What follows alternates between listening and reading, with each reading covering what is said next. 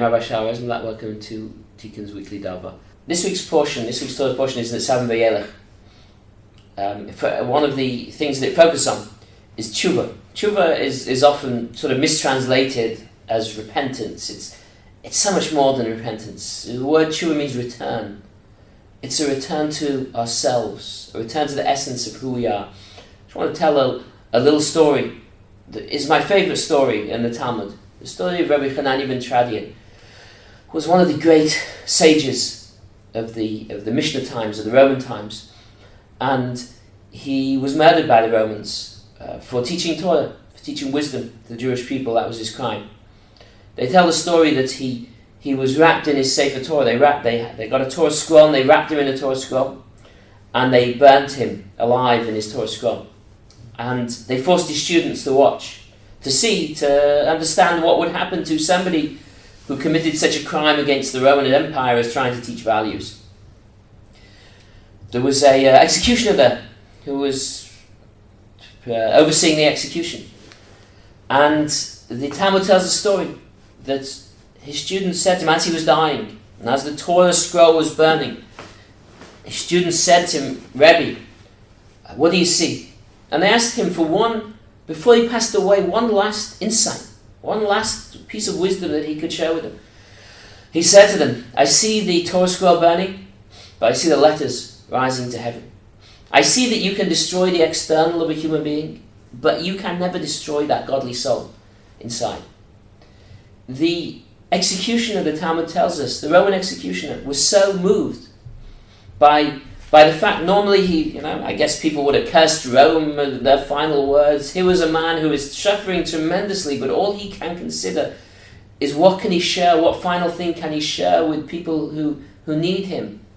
He was so moved by it, he said to him, "Rabbi," he called him Rabbi, title of respect. He said, "Rabbi, if I alleviate your suffering, help you die more quickly, will you take me with you to the next world?"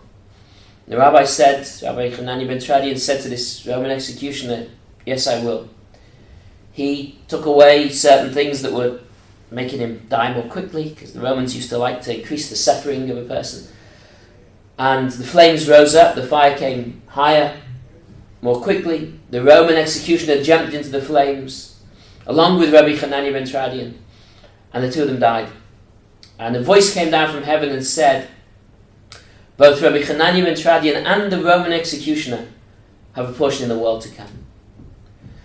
To me, it's an incredibly rousing story and an incredibly hopeful story. One of the fundamental messages of this story is that there is a soul inside of every human being. Even inside of a pagan murderer, there is still a godly soul. And that soul is ready and waiting to surface at any time and at any moment. It's there and available. People are not bad. They're lost. They're confused. They're trying their best to get on in life and just doing it in every wrong way possible. But the essential goodness of human nature always remains. That never disappears. People have the ability to do very bad things. We can murder, we can steal, we can commit violence and abuse against other people, we can torture. But there is one thing that we can never ever do, no matter how hard we try.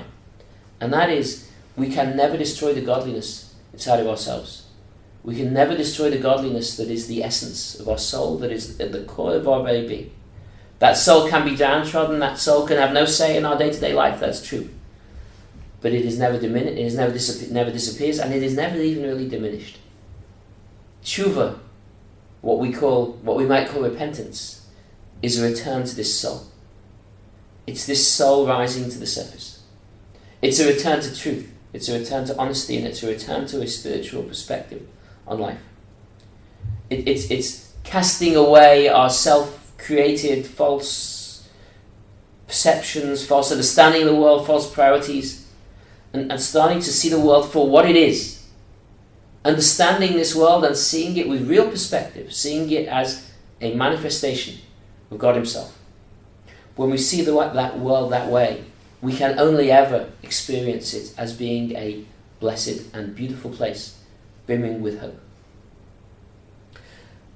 More so than tshuva is a change of action, tshuva is a change of heart. in the presence of the great human being that Rabbi Hanani ben Tradian was, this Roman executioner, this evil man, suddenly saw the world very differently. Suddenly saw things from a very different perspective and understood things in a very different way. And he was brave enough to act on what he saw. And that's something very precious, something very special. No matter what the consequences. Even if the consequences meant the ultimate of all consequences. Tshuva requires an openness to reflect and reconsider. And it also requires a bravery to make decisions and move forward in life based on a new understanding, based on seeing things in a different way. We need to be brave enough to change.